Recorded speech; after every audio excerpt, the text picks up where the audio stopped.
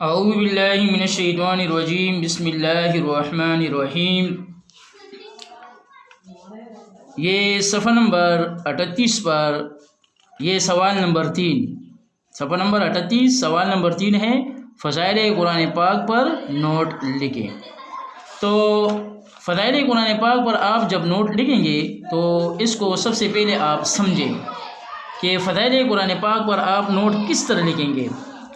آپ اس طرح یہ 1 2 3 4 5 یہ 5 ہیڈنگ سے متعلق یہاں کتاب صفحہ 37 اور 38 اس کو خوب سمجھ کر کے اس کو دے کر پھر ان ہیڈنگ کے مطابق آپ وہ کتاب سے صحیح لکھیں گے۔ جیسے کہ قرآن مجید کے فضائل، پہلا ہیڈنگ ہے قرآن مجید کے فضائل شخص پاک کتاب ہے۔ نمبر 2 حقیقی کامیابی کی ضامن کتاب ہے۔ نمبر 3 بہترین کلام بہترین انسان۔ نمبر 4 قرآن کی تلاوت بڑی نیکی ہے۔ نمبر 5 دنیا و آخرت کی کامیابی۔ اب اسی کو میں تھوڑا سا آپ کو سمجھا دیتا ہوں۔ صفحہ نمبر 37 یہاں پر ہیڈنگ دیا ہوا ہے قرآن مجید کی فضیلت۔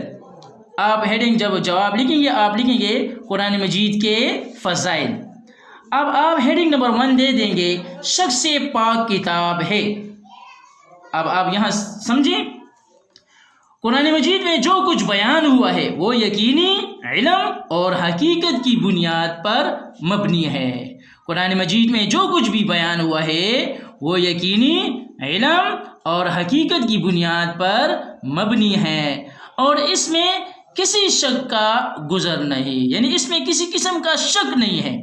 آپ قرآن پاک کو جو شروع کرتے ہیں نا تو قرآن پاک پہلے پارے میں پہلے صفحے پر اللہ تعالیٰ نے فرمایا ہے ذالک الکتاب لا ریب فیہ، یہ وہ کتاب ہے جس میں کوئی شک و شبہ نہیں ہے۔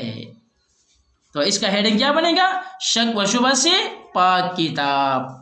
یہ ہیڈنگ نمبر 1 کا جواب ہوگا۔ پھر آپ ہیڈنگ نمبر 2 لکھیں گے حقیقی کامیابی کی ضامن کتاب ہے۔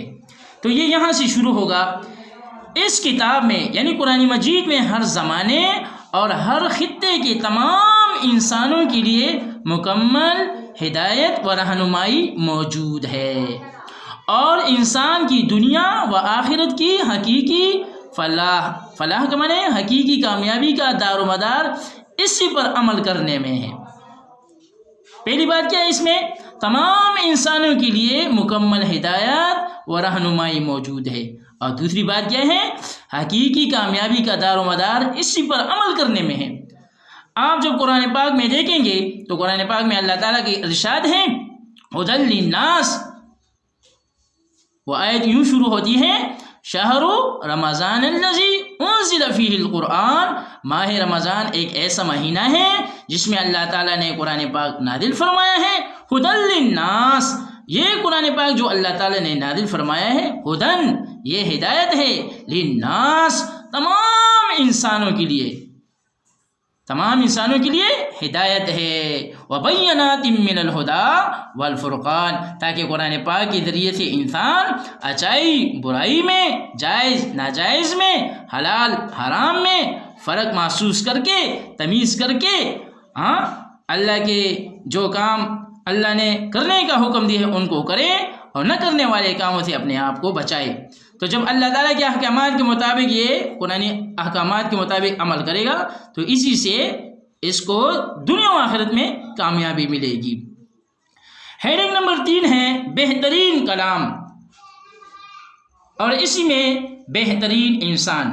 آپ اس ہیڈنگ کے مطابق یہاں سے دیکھیں گے اس نے قرآن مجید کو بڑی فضیلت حاصل ہے، یعنی جس طرح یہ کلام، یعنی جس طرح یہ اللہ تعالیٰ کی یہ باتیں، اللہ تعالیٰ کے احکامات جو قرآن پاک میں پیغامات ہدایات ہیں، جس طرح یہ کلام تمام کلاموں سے بہتر ہے، جس طرح یہ کلام تمام کلاموں سے بہتر ہے تو یہ بن جائے گا کس کا؟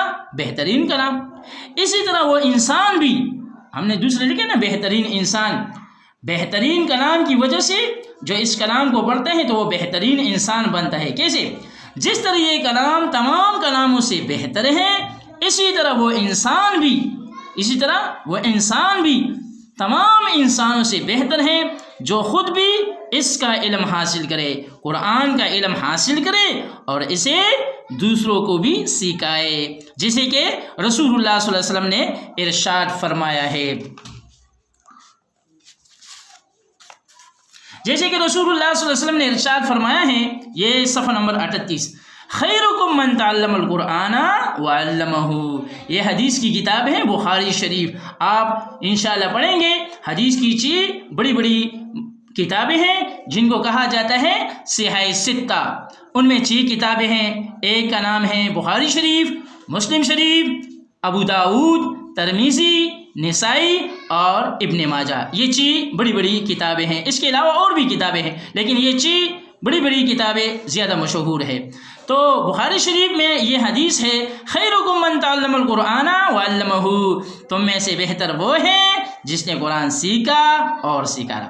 قرآن تو بہترین کلام ہے، قرآن کو سیکھنے والا اور قرآن کو سکھانے والا قرآن کی برکت سے وہ بہترین انسان بن جاتا ہے۔ تو یہ ہیڈنگ نمبر 3 میں ہم نے لکھ لیا، بہترین کلام، بہترین انسان۔ ہمیں کیا کرنا چاہیے؟ اس لیے ہمیں چاہیے کہ ہم قرآن پاک کا علم حاصل کرنے کی طرف سب سے زیادہ توجہ دیں اور اس کے لیے کسی طرح کی محنت سے دریغ نہ کریں، یعنی کسی قسم کی کمی ہم سے نہ ہو۔ ہم قرآن کا علم حاصل کریں کہ قرآن پاک میں کیا ہے۔ قرآن پاک میں اللہ تعالیٰ کے احکامات ہیں، عقائد سے متعلق، عبادات سے متعلق، اخلاقیات سے متعلق، معاملات سے متعلق، معیشت، معاشرت، ریاست سے متعلق، وہ سب کچھ آپ پیچھے پڑھ بھی چکے ہیں صفحہ نمبر 36 پر۔ چوتھا ہیڈنگ ہے قرآن کی تلاوت بڑی نیکی ہے۔ قرآن کی تلاوت بڑی نیکی ہے، اس میں آپ یہاں سے لکھیں گے قرآن کی تلاوت بڑی نیکی ہے، اس کے ایک ایک حرف کی تلاوت پر 10 نیکیاں ملتی ہیں، اس کے ایک ایک حرف پر 10 نیکیاں ملتی ہیں۔ قرآن اتنی فضیلت والی کتاب ہے کہ اس کو اگر صرف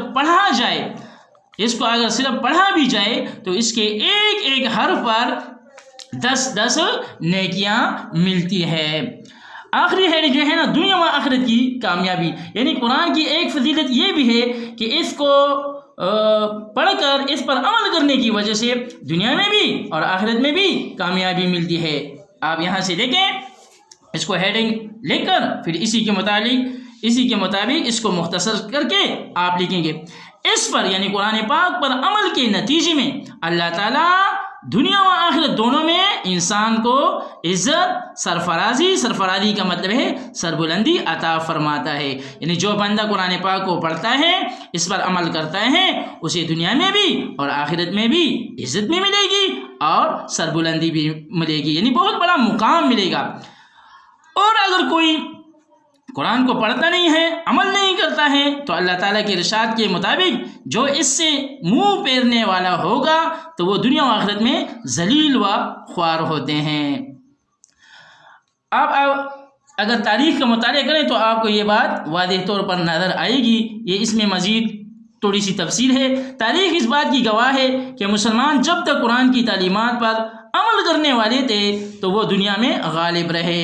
ہم خلفائے راشدین کا دور دیکھیں نا، ابو بکر صدیق رضی اللہ تعالیٰ عنہ جب خلیفہ بنے، قرآن تعلیمات پر عمل تھا تو ان کو جو خلافت ملی تھی تو وہ تقریباً 9 لاکھ مربع میل تھی، اور انہوں نے تقریباً 2.25 سال جب حکومت کی تو 9 لاکھ مربع میل سے 11 لاکھ مربع میل تک اسلامی ریاست بنی، اور جب عمر فاروق خلیفہ بنے تو 11 لاکھ مربع میل سے 22 لاکھ مربع میل تک ان کی اسلامی ریاست رہی۔ پھر عثمان غنی رضی اللہ عنہ جب خلیفہ بنے تو 22 لاکھ مربع میل سے بات آگے بڑھ کر 44 لاکھ مربع میل تک رہی۔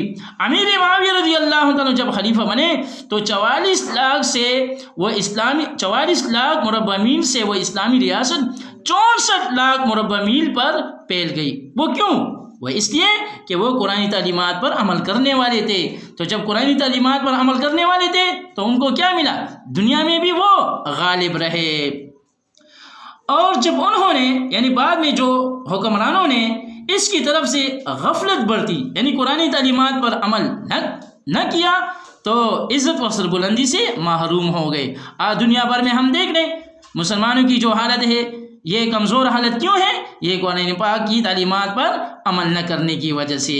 یہ بات رسول اللہ صلی اللہ علیہ وسلم نے پہلے ہی سے ارشاد فرما دی ہے، یعنی یہ جو ہم نے کہا کہ قرآن کی تعلیمات پر عمل کرنے کی وجہ سے مسلمان دنیا میں غالب رہے، اور جب تعلیمات پر عمل کرنا چھوڑ دیا تو وہ عزت اور سربلندی سے محروم ہو گئے۔ اس بات کی وضاحت اللہ کے رسول نے حدیث کی کتاب ہے ابن ماجہ اس میں بیان کی ہے۔ اللہ تعالیٰ بہت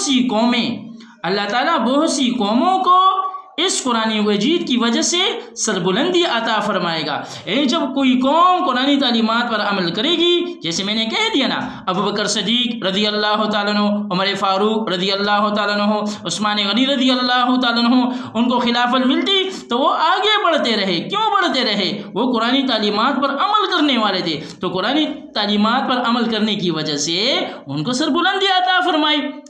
اور دوسری بہت سی قوموں کو اس سے غفلت کی وجہ سے گرا دے گا۔ یعنی جو لوگ قرآن تعلیمات پر عمل نہیں کریں گے تو وہ دنیا میں بھی اور آخرت میں بھی ذلیل ہوں گے۔ یہ ہے قرآن مجید کے قرآن مجید کے فضائل۔ یہ آپ 5 ہیڈنگ لکھیں گے، میں نے تھوڑا سا سمجھا دیا۔ اسی صفحہ نمبر 37 اور 38 کو آپ سمجھ کر کے پھر اس سوال کے مطابق آپ جواب لکھیں گے۔ فضائل قرآن پاک پر نوٹ لکھیں۔